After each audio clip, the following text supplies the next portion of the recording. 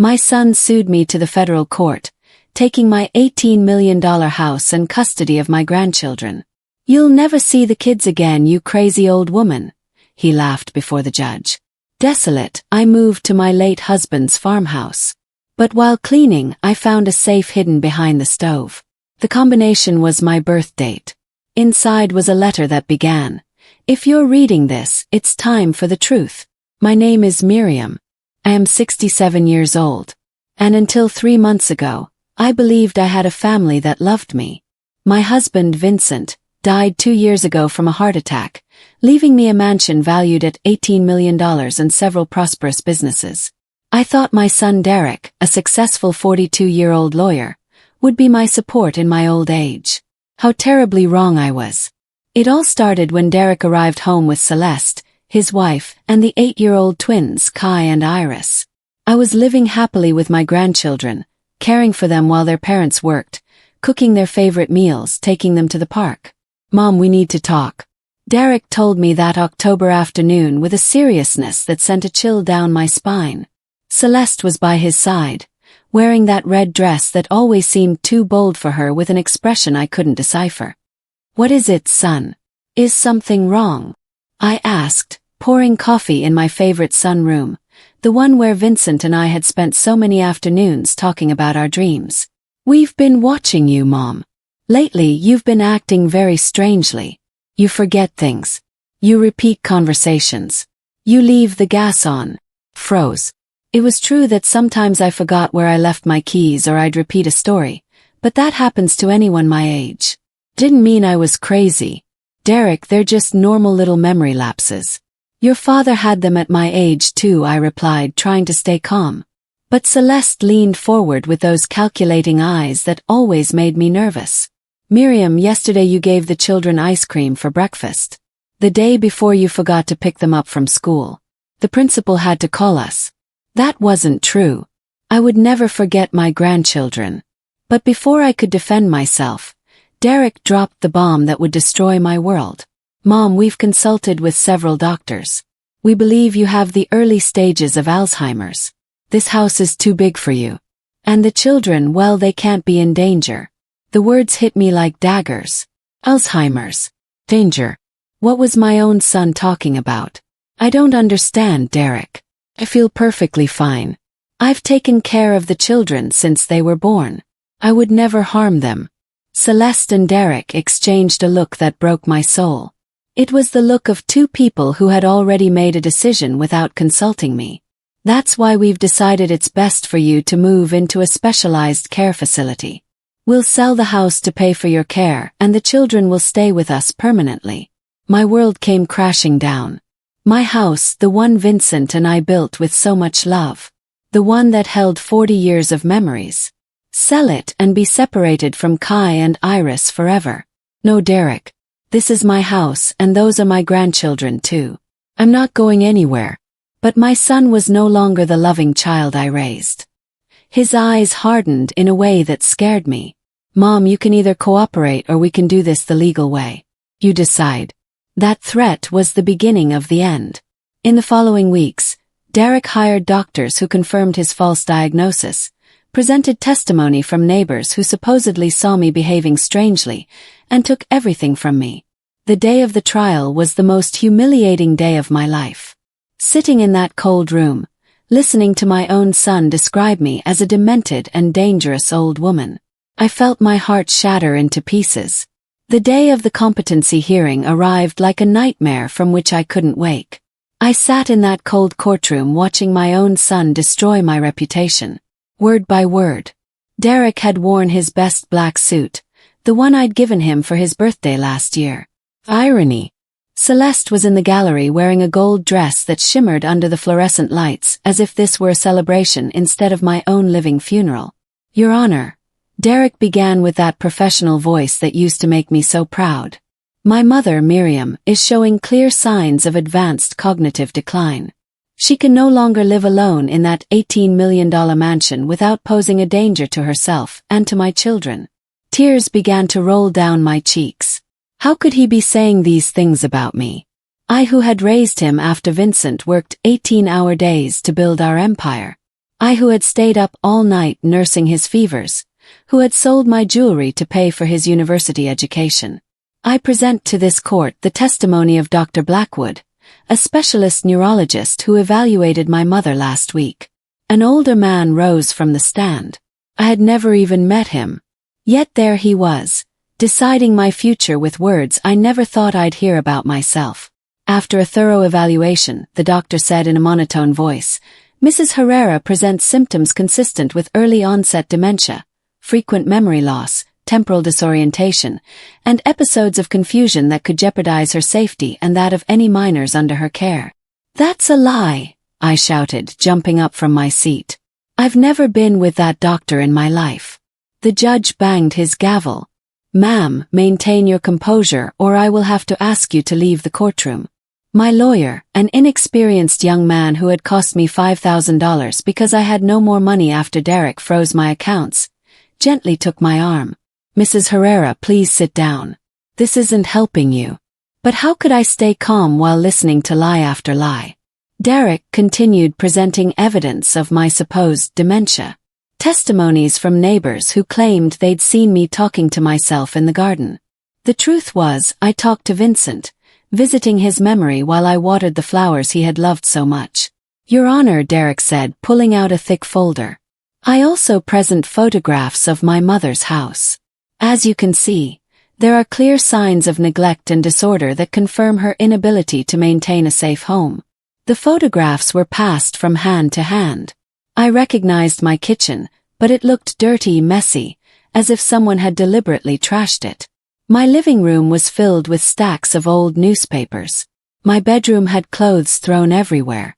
Those photos are doctored," I whispered to my lawyer. "My house never looks like that," but no one was listening. Derek had orchestrated everything perfectly. Then came the worst part.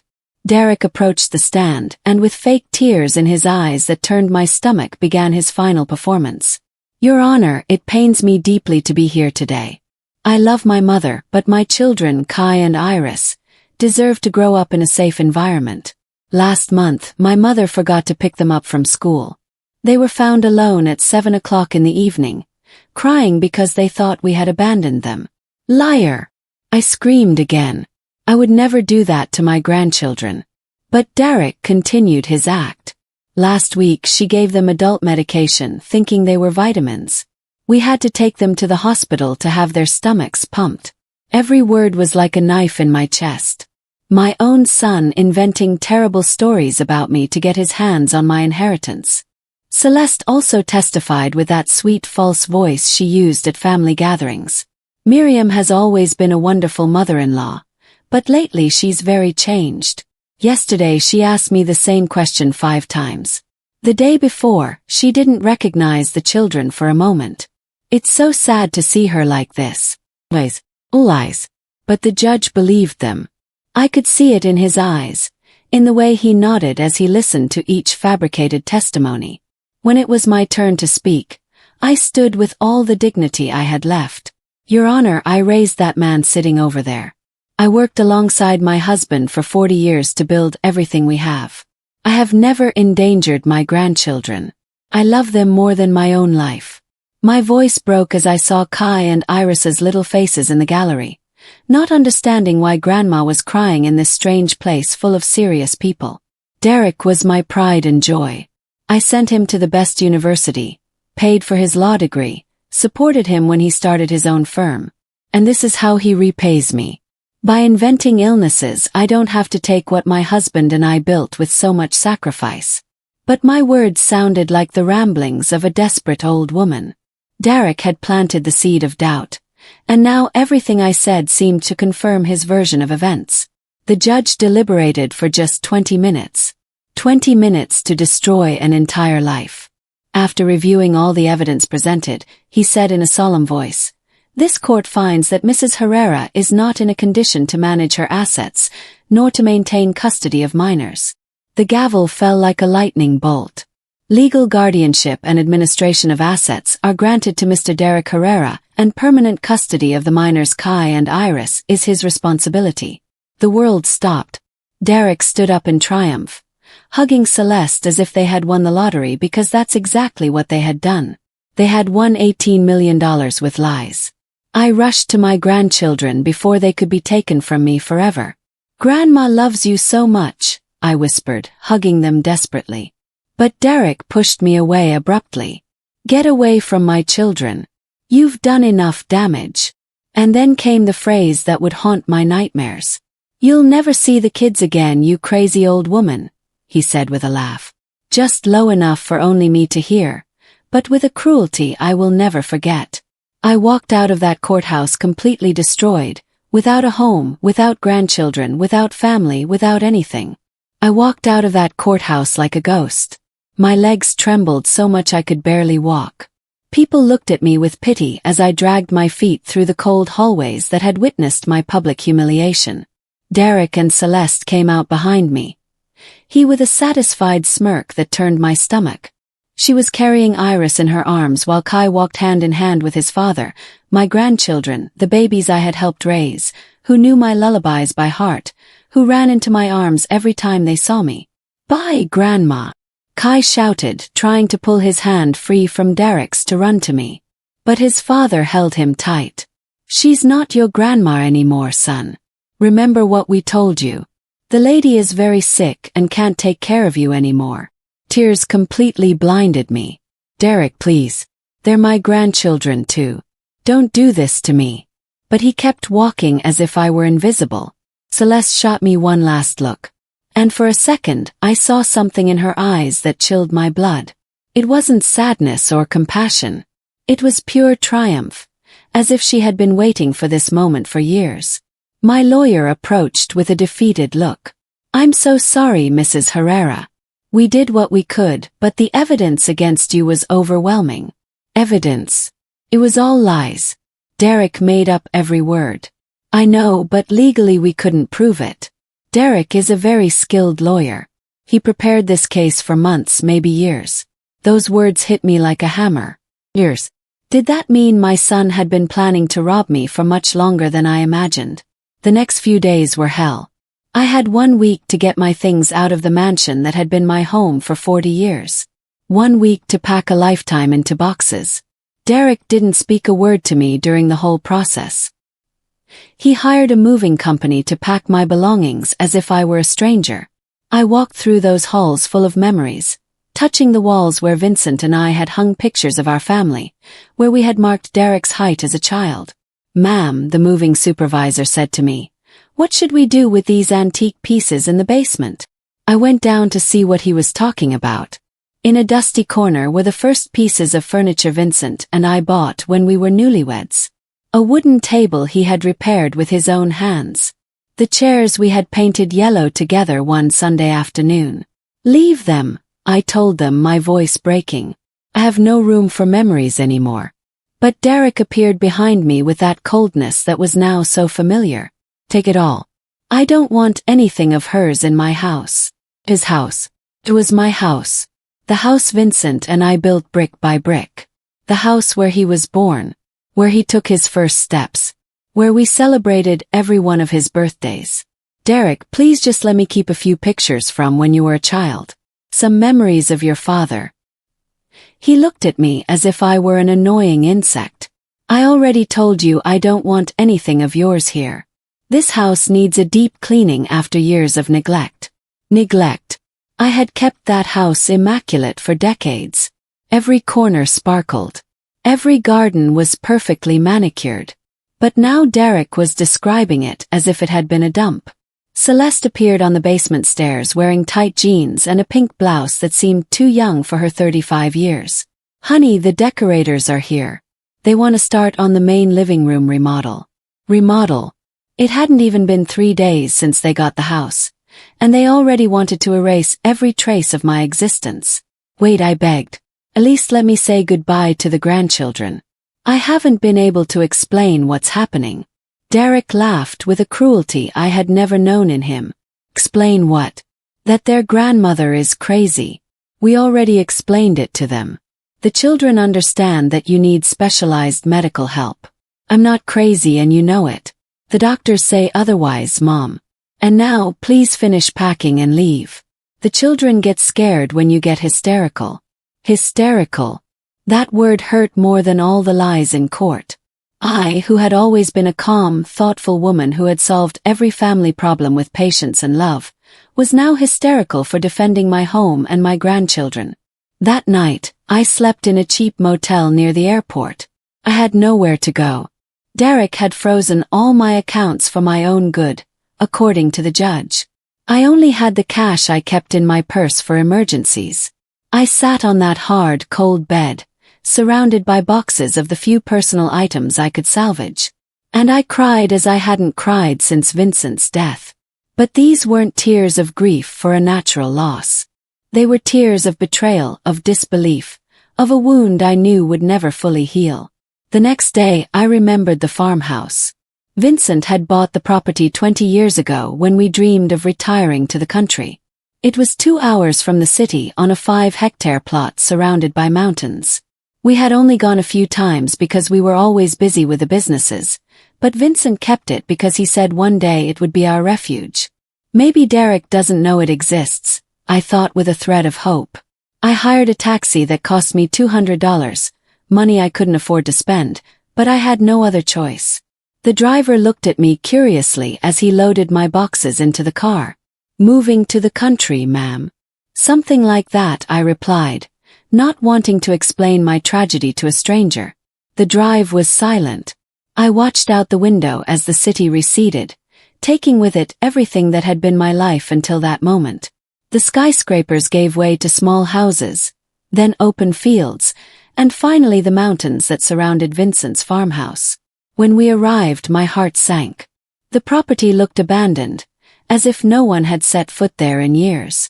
The main house was small compared to the mansion, but it had a rustic charm that Vincent had adored. The wooden walls were faded, the windows were fogged, and the garden was completely overgrown with weeds. "Are you sure you want to stay here, ma'am?" the driver asked, seeing my crestfallen face. "Yes, I'll be fine here," I lied, paying him and watching him drive away down the dusty path. I was left alone in the middle of that absolute solitude. The silence was deafening after so many years of city life. All I could hear was the wind in the trees and the distant song of a few birds. I opened the main door with the key Vincent kept under a broken flower pot. The inside smelled of dampness and neglect. Furniture covered in white sheets looked like ghosts in the dim light. Everything was coated in a layer of dust so thick that my footsteps left prints on the floor. The first night was terrible. There was no electricity. The water ran brown from the pipes, and every sound startled me. I lay down on an old mattress I found in the main bedroom, hugging the only photo I had managed to save of Vincent and me on our wedding day. What would he have done in my place? I wondered, feeling his absence like a physical pain. The next few days I dedicated myself to cleaning. It was the only thing I could do to keep from going truly mad with my thoughts. Cleaning gave me a purpose. It made me feel useful when my entire world had lost its meaning. It was on the 5th day while I was scrubbing the kitchen that my life changed forever. It was on the 5th day as I was scrubbing the kitchen with all the strength I had left that something changed forever. I had been cleaning since dawn, trying to keep my mind busy so I wouldn't think about Kai and Iris. I wondered if they missed me, if Derek had told them I had died, if they would one day understand the truth of what had happened. The kitchen was small but cozy with wooden cabinets that Vincent had installed with his own hands. I remembered when we used to come on weekends and he would insist on cooking for me. Making those huge breakfasts he said would give me energy to hike in the mountains. I was cleaning behind the old stove when I noticed something odd. The stove seemed to have shifted slightly from its original position. There were marks on the floor showing where it used to be, and now it was a few inches to the right. How strange, I thought. Vincent was always so meticulous about everything. I tried to move the stove to clean better behind it, but it was too heavy for me. I found a broom and used it as a lever, pushing little by little until I managed to move it aside. And that's when I saw it. There, embedded in the brick wall, was a small but sturdy safe. The metal gleamed as if it had been recently installed, a stark contrast to the aging kitchen walls. My heart began to pound so loudly I could hear it in my ears. Why would Vincent install a safe in secret? What could he have kept in there that he hadn't told me about? The safe had a modern digital keypad, completely out of place in this rustic kitchen.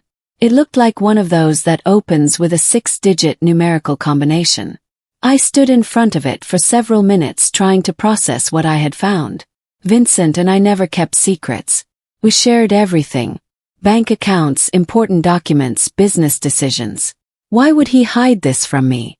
Maybe he was going to tell me and died before he could, I thought, feeling guilty for doubting him. But curiosity was stronger than anything else. I needed to know what was inside. I started by trying obvious combinations.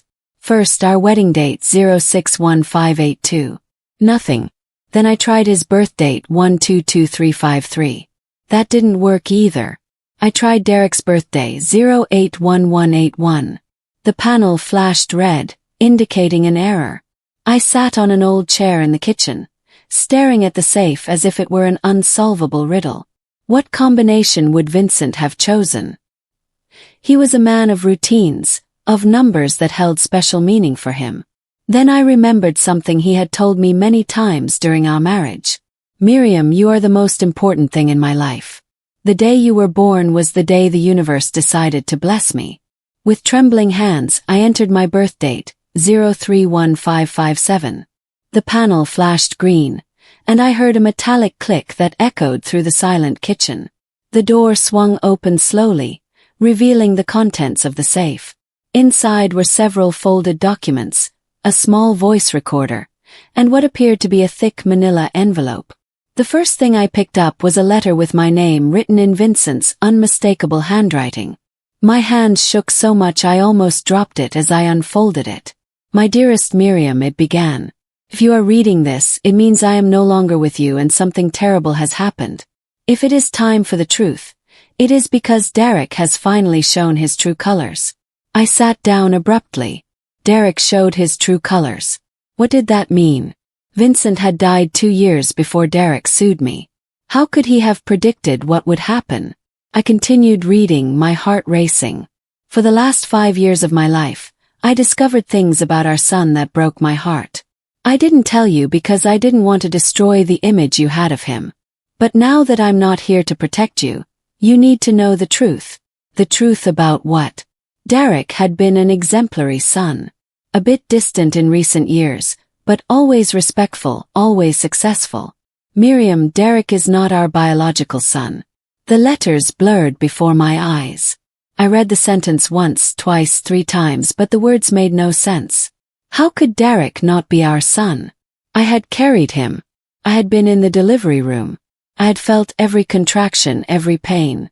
I know this will shock you as much as it shocked me when I found out. Derek is Celeste's son by another man. Celeste was pregnant when she met Derek, but he never knew. She made him believe the baby was his. My world tilted. Celeste had met Derek 10 years ago, long after Derek was born. How could she be his mother? But then I understood. The Derek in the letter wasn't my Derek.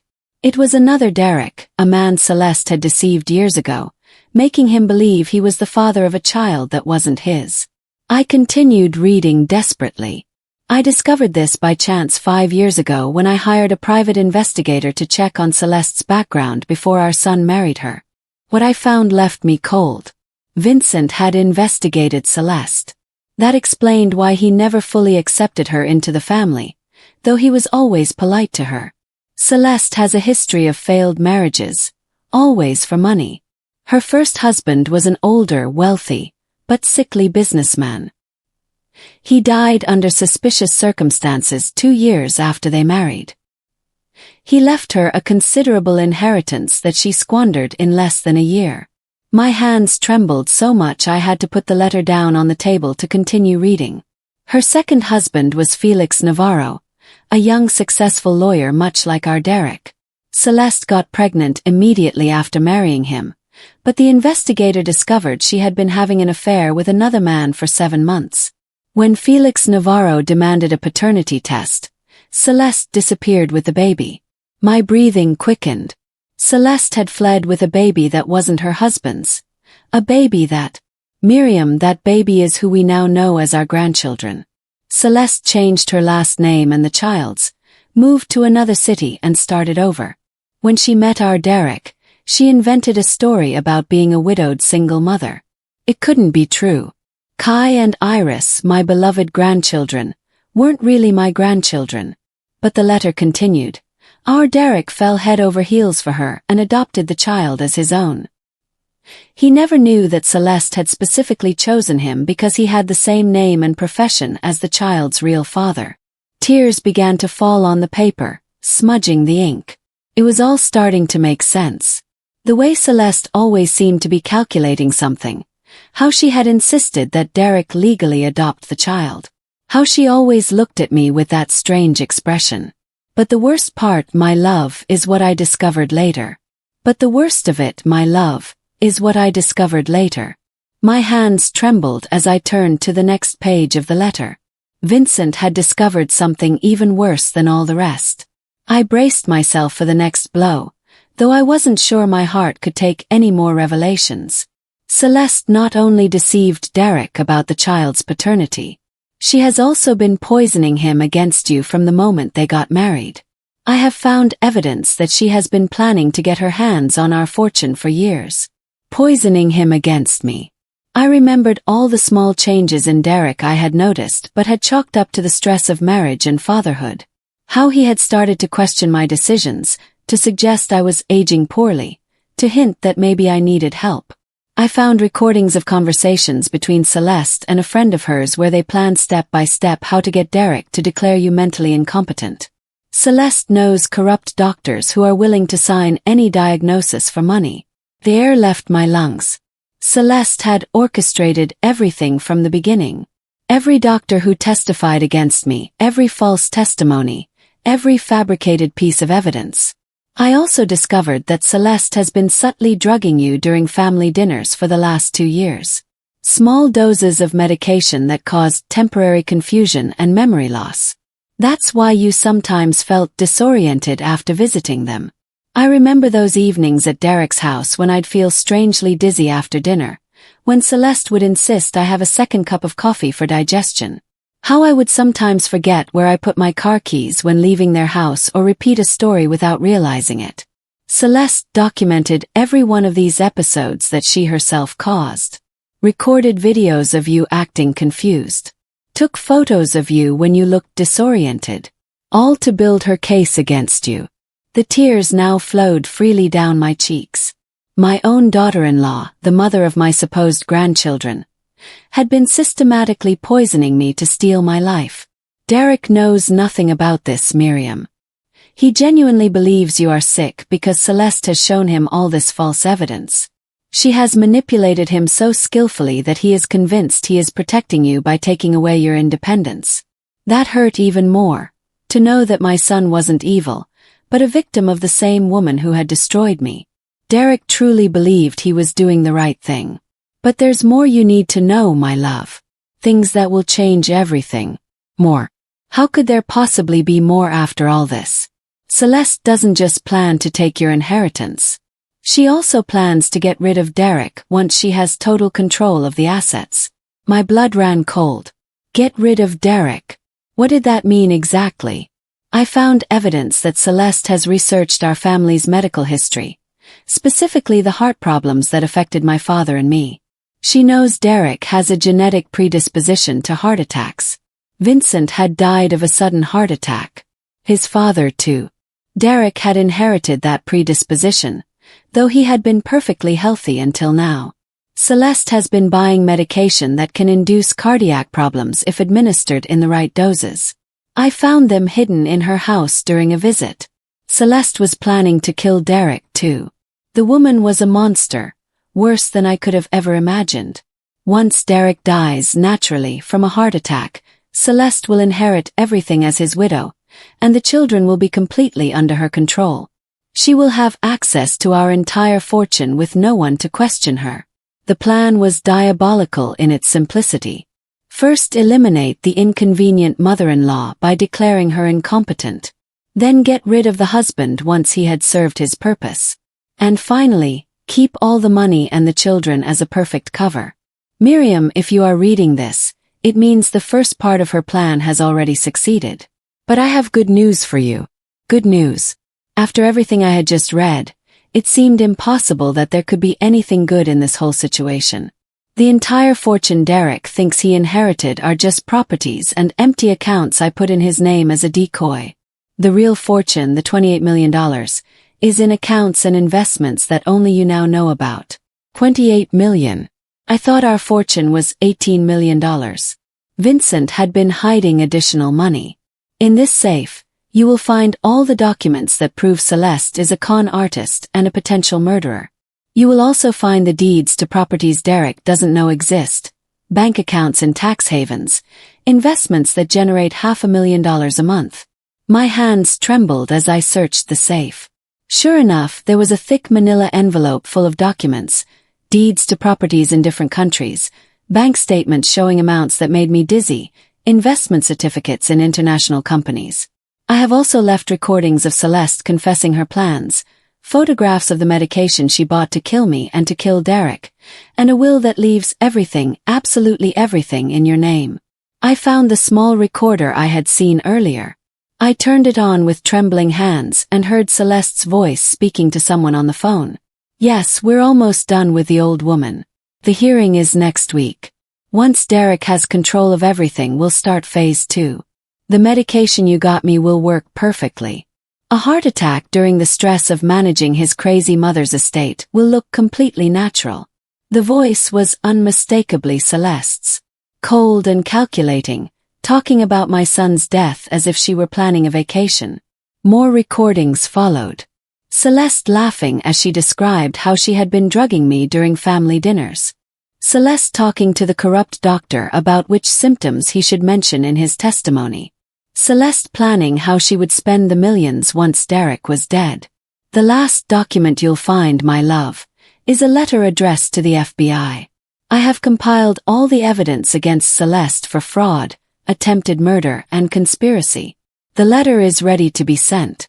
Just needs your signature and the date. I found the letter.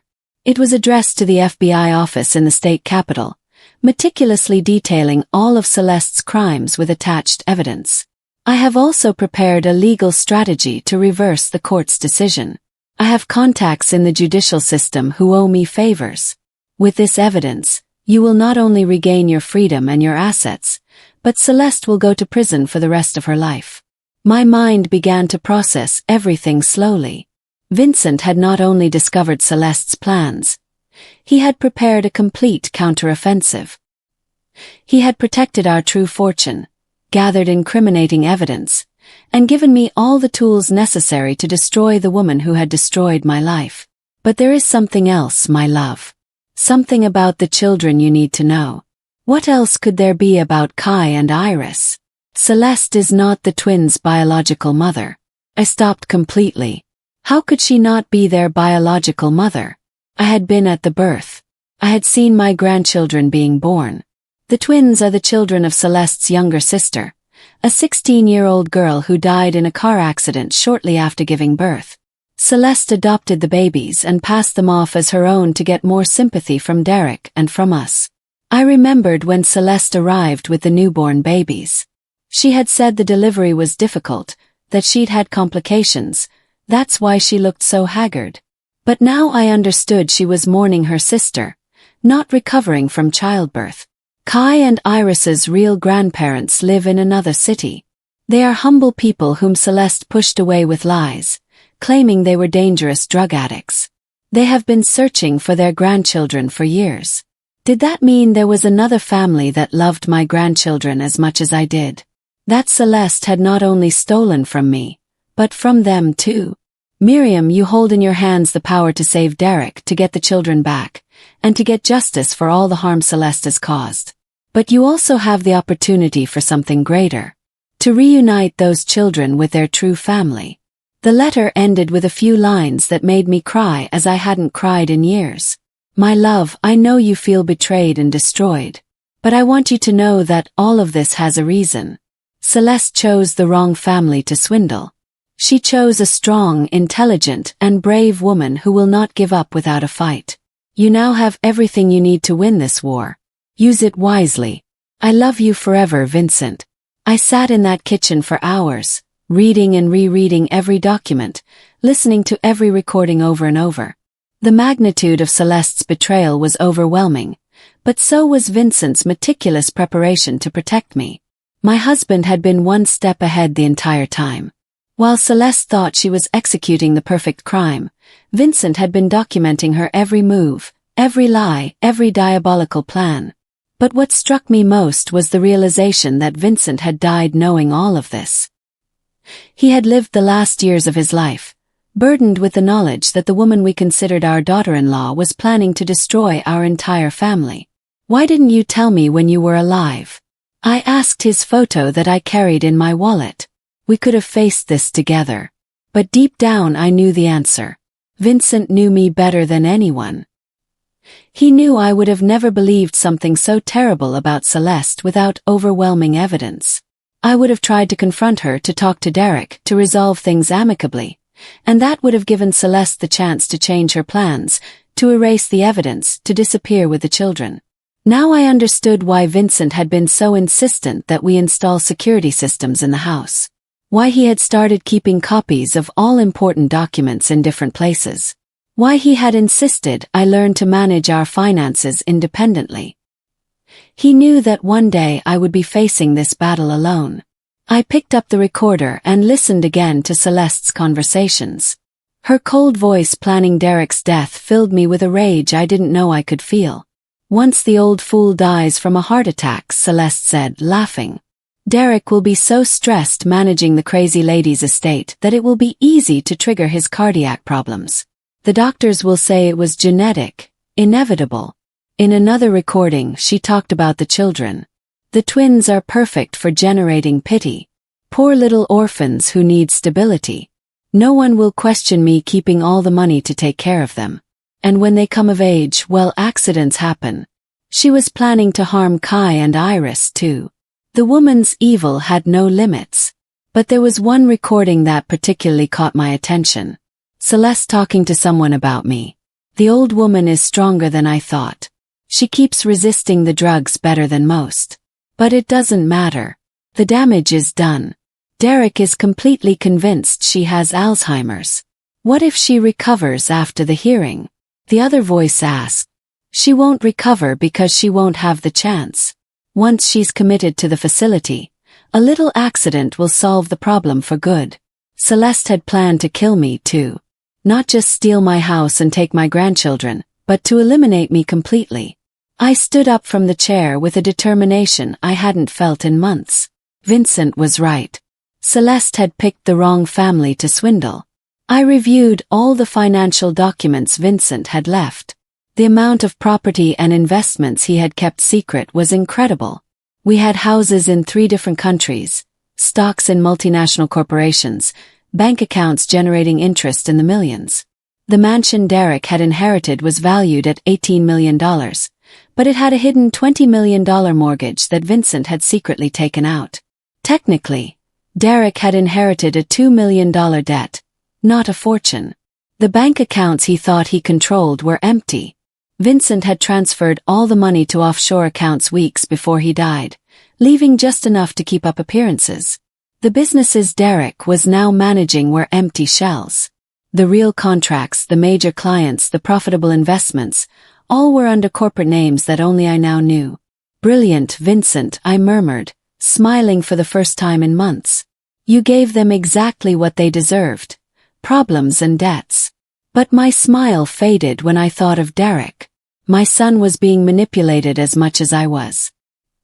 He truly believed he was taking care of his sick mother and managing a legitimate inheritance.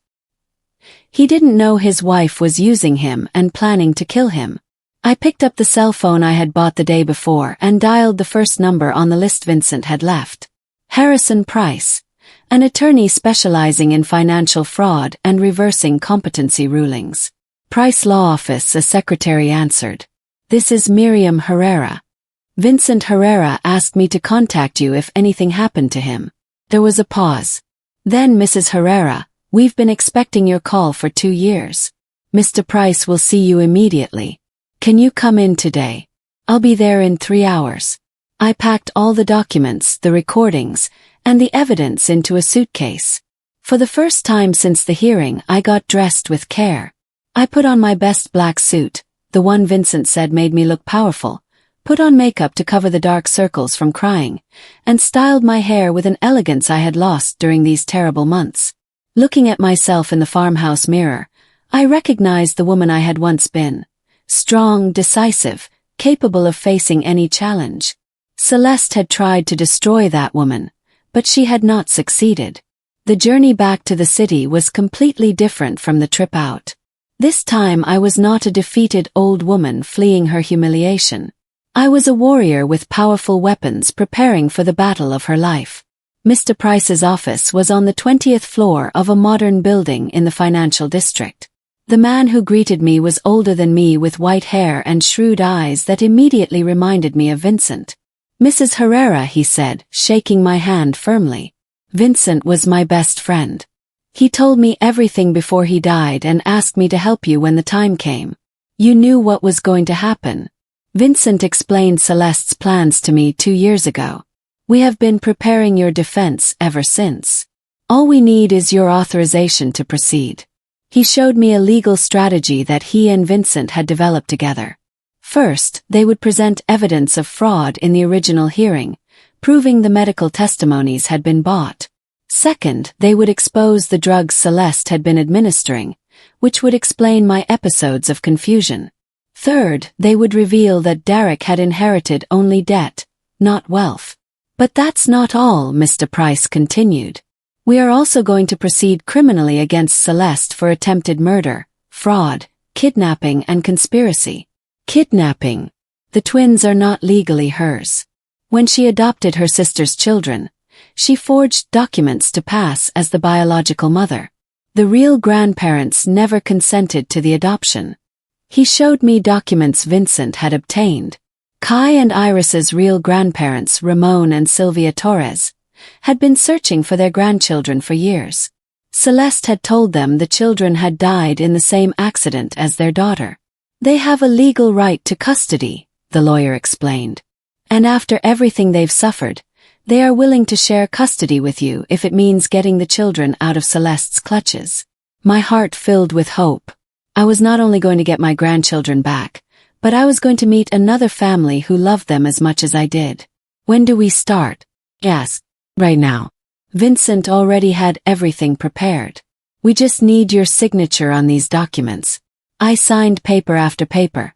The motion to reverse the competency ruling, the criminal complaint against Celeste, the request for emergency custody of the children, the claim for all the assets that rightfully belonged to me. "Mrs. Herrera," Mr. Price said when we were finished, "are you prepared for what's about to happen? Celeste is going to fight like a cornered animal when she realizes her plan has unraveled." I thought of Vincent, of his last words in the letter. "You have everything you need to win this war." "Mr. Price," I replied in a voice I hadn't used in months. "Celeste doesn't know who she's messing with." "Mr. Price," I replied, in a voice I hadn't used in months. "Celeste doesn't know who she's messing with." The next day, the most satisfying operation of my life began. Mr. Price had coordinated everything like a perfect symphony. At 8 o'clock in the morning, FBI agents knocked on the door of my former home with an arrest warrant for Celeste and a search warrant for the entire property. I was waiting in a car half a block away along with Ramon and Sylvia Torres, Kai and Iris's real grandparents. We had talked all through the previous night, crying together for the lost years, for the grandchildren they thought were dead, for the pain Celeste had caused so many families.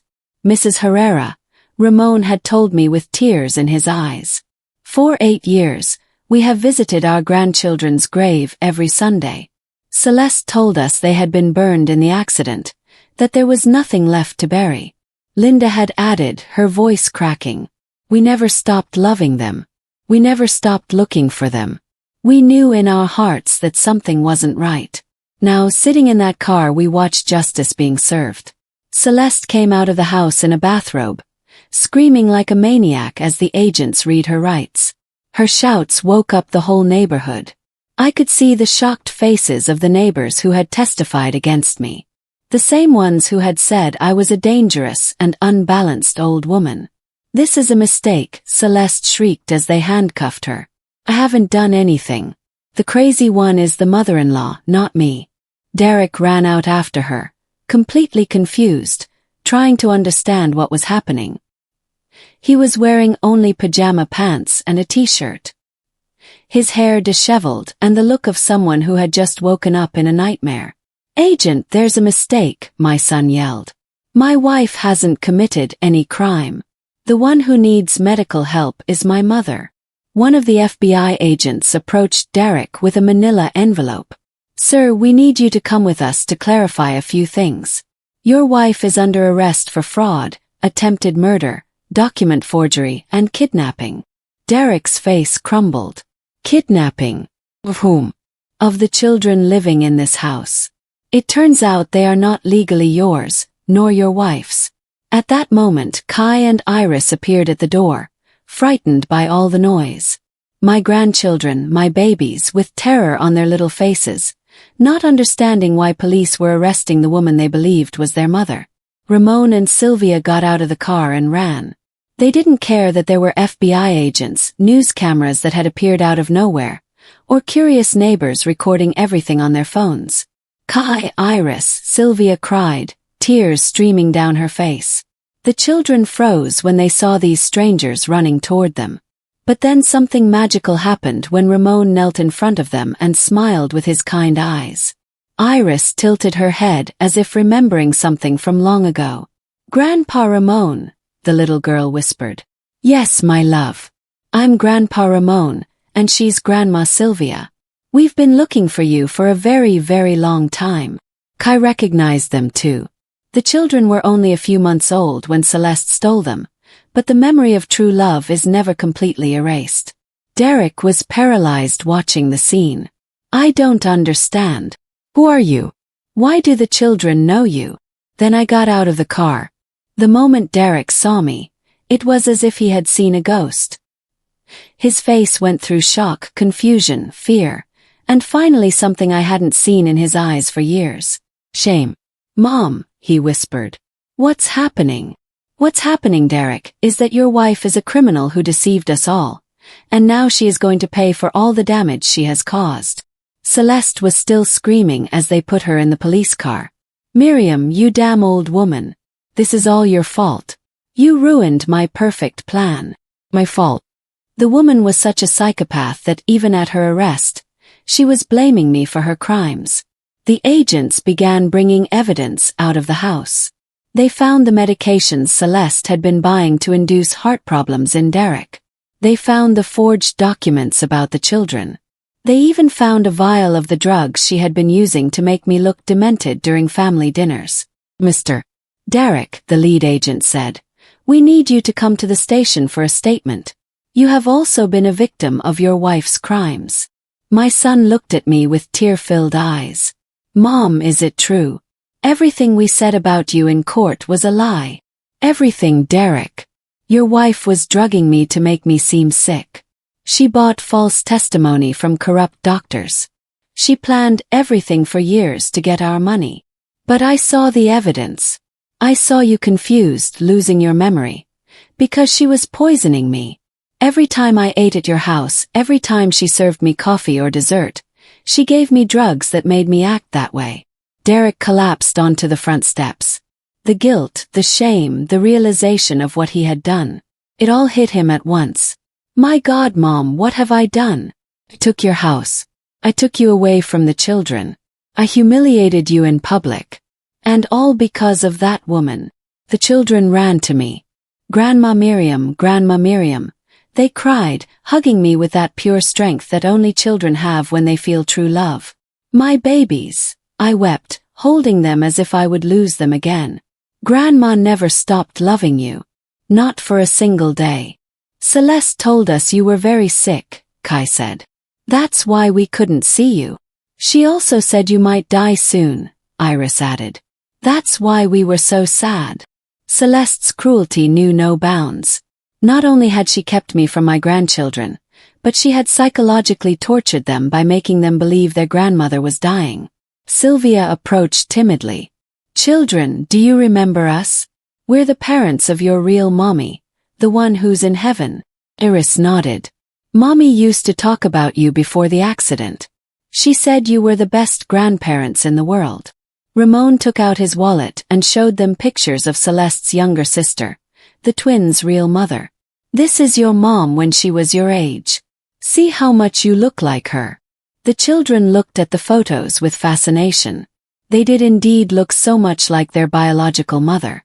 Celeste never let us see these, Kai whispered. She said all the photos burned in the accident. Derek approached slowly, still in shock. Mom, can you ever forgive me? I know what I did is unforgivable, but I really believed. Derek, I interrupted. You were a victim of Celeste too. She manipulated all of us. But the important thing now is to fix things. Mr. Price arrived with more documents. Mrs. Herrera, the judge has agreed to review the competency case with extreme urgency. With all the evidence we have, it will be overturned by the end of the week. And the house. The house legally never stopped being yours. Derek only had power of attorney based on fraudulent medical statements. Once the fraud is proven, you will automatically recover all your assets. Derek looked at me in surprise. But what about the businesses I've been managing? The bank accounts. Mr. Price smiled in a way that reminded me exactly of Vincent when he had made a clever business move. Mr. Derek, I'm afraid your father was more astute than all of us. The businesses you've been managing were decoys. The accounts you thought you controlled were empty. Your father protected the real family fortune long before he died. Derek's face shifted from shock to understanding and then to something like relief.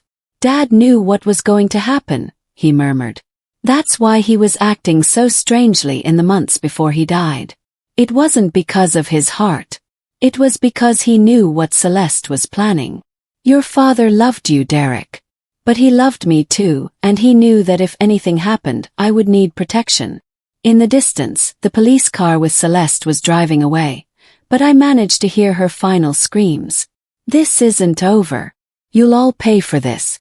Especially you, Miriam. I turned to my son, to my grandchildren, to Ramon and Sylvia, who were also victims of that woman's evil. Oh yes, I murmured. This is just beginning. Oh yes, I murmured. This is just beginning. The following days felt like living in a perfect revenge movie. Every one of Celeste's lies unraveled. Every diabolical plan came to light. Every person she had deceived began to see the truth. The first devastating blow came when the FBI found the evidence Vincent had mentioned in his letter at the house. Hidden behind a false panel in the master bedroom was a complete file with photographs, documents, and even videos Celeste had secretly taken of me during my drug-induced episodes of confusion. Look at this. Special Agent Reeves told me, showing me some photos. Your daughter-in-law meticulously documented every time you acted disoriented after she drugged you. But what she didn't know is that your husband had installed hidden security cameras that recorded everything.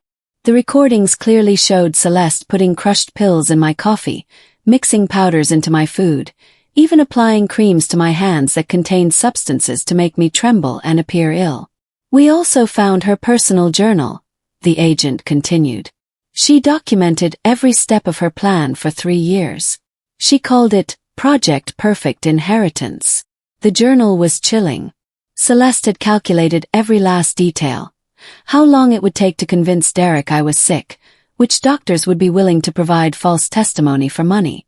She had even timed how long it would take to kill me once I was committed.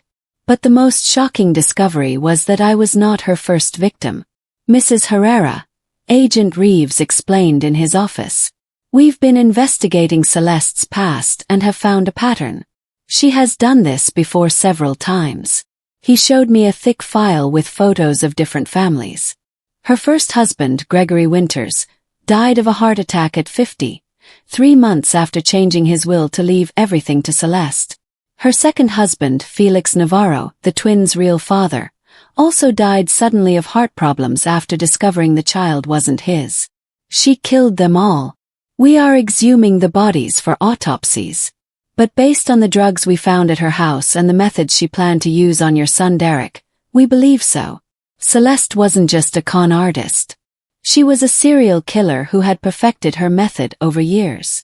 Meanwhile, Derek was living his own hell of guilt and remorse. He had quit his job at the law firm. He couldn't eat, couldn't sleep. The realization of what he had done to me was destroying him from the inside. "Mom," he told me, crying, when I went to visit him at the hotel where he was staying, "I don't know how to ask for forgiveness for something so terrible. I publicly humiliated you, took your house, kept you from the grandchildren you love so much." "Derek, look at me," I said, taking his face in my hands as I did when he was a child. "Celeste is a professional manipulator. She fooled doctors, judges, an entire court. How were you supposed to realize what she was capable of? But I should have trusted you more. I should have investigated before taking you to court. I should have. You should have married a different woman," I interrupted. "But we can't change that now. What we can change is the future."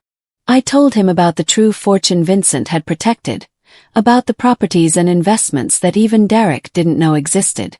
His face went from shock to disbelief. "Dad had $28 million hidden. Your father was smarter than any of us imagined. He not only protected our money, he protected us." But the real catharsis came when the judge officially overturned the competency ruling. The hearing was a public spectacle. The same reporters who had covered my original humiliation now filled the room to see my vindication. The doctors who had testified against me were arrested for perjury and bribery. The neighbors who had given false testimony were subpoenaed as witnesses for the prosecution against Celeste. "This court," the judge declared in a solemn voice, "has thoroughly reviewed the case of Mrs. Miriam Herrera and has found overwhelming evidence that she was the victim of the most elaborate and cruel fraud I have seen in 30 years on the bench." The gavel fell, but this time in my favor. The ruling of mental incompetency is completely nullified. All assets are restored to Mrs. Herrera, and a full criminal investigation is ordered against all participants in this fraud. The courtroom erupted in applause. Derek wept by my side, squeezing my hand as if asking for forgiveness. Kai and Iris, who now knew the whole truth, hugged me tightly. But the sweetest moment came when I returned to my mansion. Derek had hired a cleaning company to erase all traces of Celeste's presence. The decorators she had called were immediately fired. Every change she had made to my home was reversed. "I want the house to be exactly as you had it, Mom," Derek told me as he supervised the work. "I want to erase every last vestige of that woman from our lives." The children were ecstatic to have their real grandmother back. They ran through the house showing me everything Celeste had changed, everything they had missed during these terrible months. "Grandma Miriam," Iris told me, "you're not going to live in that ugly house in the country anymore." "No, my love. Grandma is home for good." Ramon and Sylvia had decided to move to the city to be close to their grandchildren. I gave them one of the properties Vincent had bought years ago, a beautiful house just 10 minutes from mine. "Mrs. Herrera," Ramon told me with tears in his eyes, "we don't know how to thank you for giving us back our grandchildren." "Ramon, those children have enough love in their hearts for 4 grandparents. We'll raise them together as it should be." The first family dinner at my house in months was magical. Derek had brought flowers. The children had made drawings to decorate the table. Ramon had cooked his late daughter's favorite dish, and Sylvia had brought photos of the twins' real mother. "A toast," I said, raising my wine glass, "to Vincent who protected us even after his death, and to true family which always finds its way back no matter how much time passes." But amidst all this recovered happiness, I knew the final chapter was missing. Celeste had been arrested, but her trial was just beginning. The media was following the case obsessively. It had become the biggest scandal of the year. The daughter-in-law who tried to murder an entire family for money. "Are you going to the trial, Mom?" Derek asked me. "Not only am I going, Derek, I'm going to testify. That woman is going to hear from my own mouth what it feels like to be betrayed by someone you trust." The day I received the subpoena to testify against Celeste, I smiled in a way I hadn't smiled in months. It was the smile of a woman who had lost everything and gotten it back, multiplied. It was the smile of someone who had been underestimated by the wrong person. "Celeste," I murmured, looking at the summons. "Now you're going to meet the real Miriam." The children were playing in the garden. Derek was helping with the dishes in the kitchen. Ramon and Sylvia were telling stories about their daughter in the living room. My house was full of life, of love, of the true family Celeste had tried to destroy. But there was something else Vincent had left in that safe that I hadn't used yet. Something that would make Celeste's fall even more spectacular than she could ever imagine. And I was waiting for the perfect moment to use it. The day of Celeste's trial arrived like the dawn after the longest storm of my life. I woke up early, dressed in my most elegant suit, the same kind I wore when Vincent and I went to the most important business meetings. Today, I wasn't just Miriam, the grandmother who had gotten her family back. Today, I was the woman who was going to close the most painful chapter of her life forever. Derek accompanied me to the courthouse. Neither of us spoke much on the way. He knew this day was crucial for my complete healing.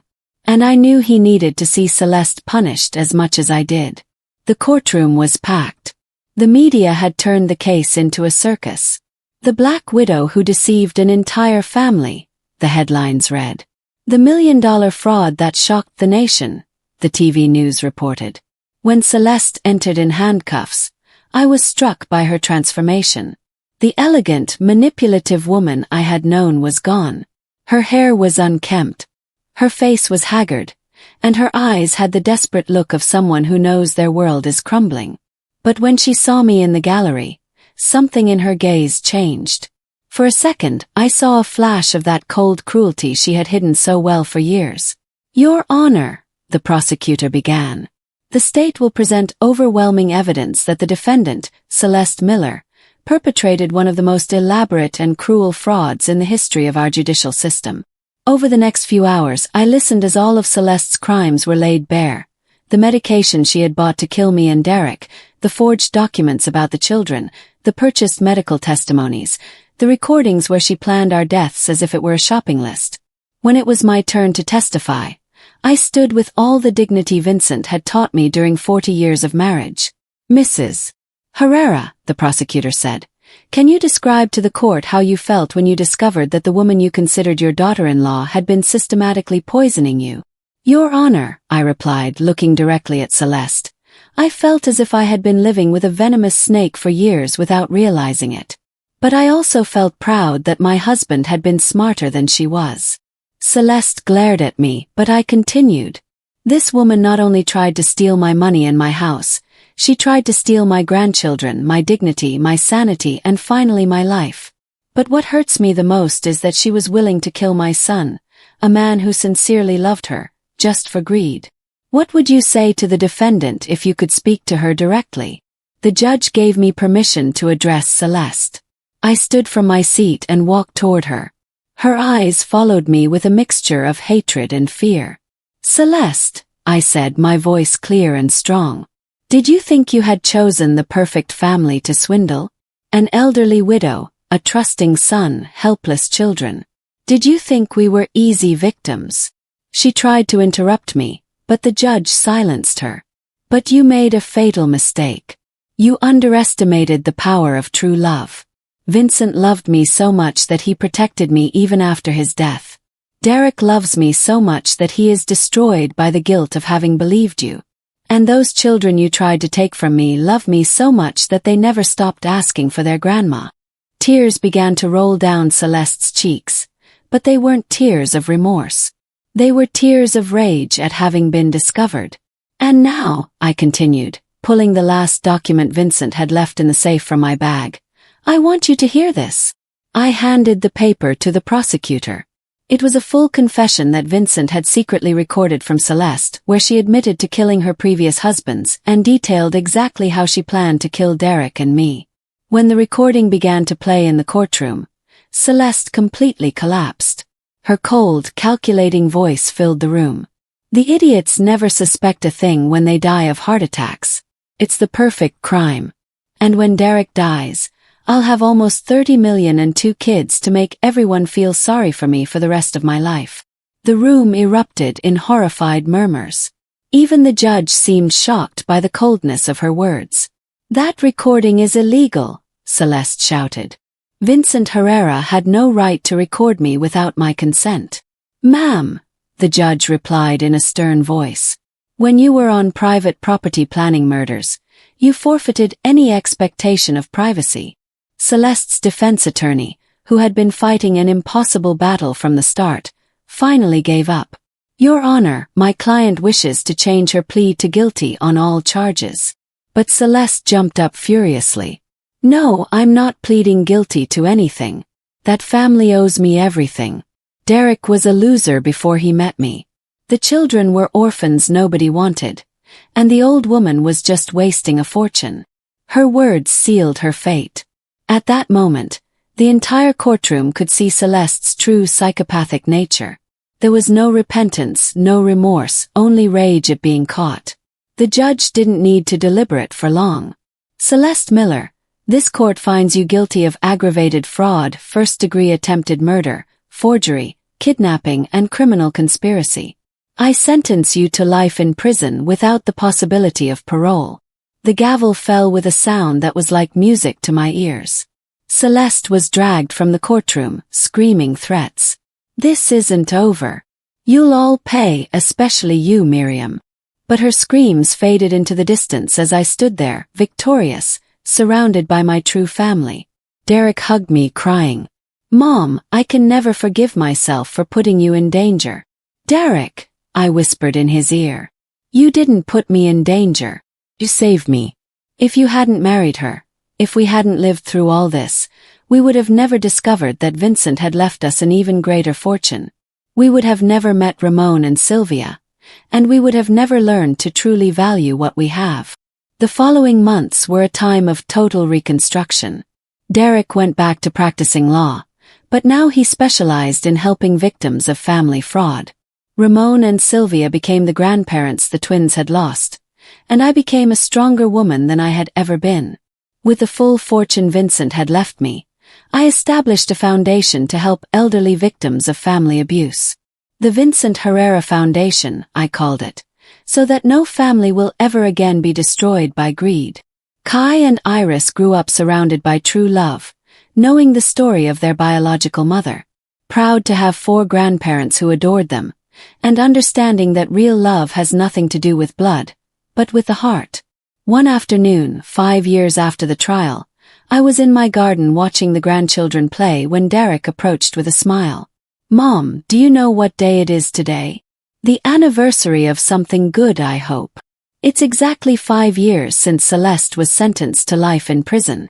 I was silent for a moment, thinking about all we had been through.